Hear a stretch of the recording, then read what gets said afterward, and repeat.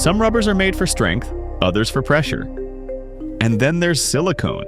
Clean, cool, and composed even when the heat is on.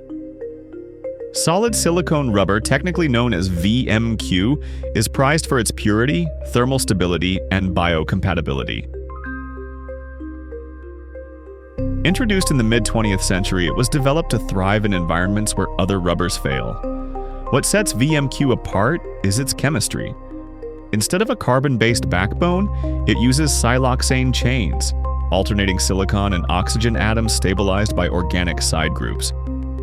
This unique structure gives it extraordinary resistance to heat, cold, and environmental stress.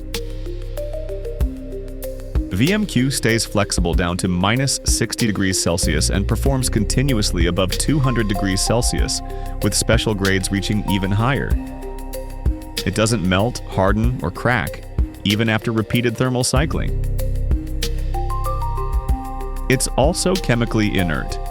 VMQ doesn't leach, stain, corrode, or contaminate.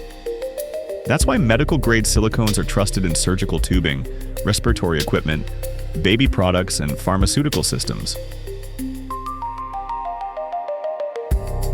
In industry, silicone appears in lighting seals, electrical insulation, high-temperature gaskets, and even specialized optical or electronic components. Silicone is easy to pigment, available in translucent or vibrant colors, and remains stable for years. It resists ozone, UV, and oxidation better than most elastomers. But even silicone has its limits.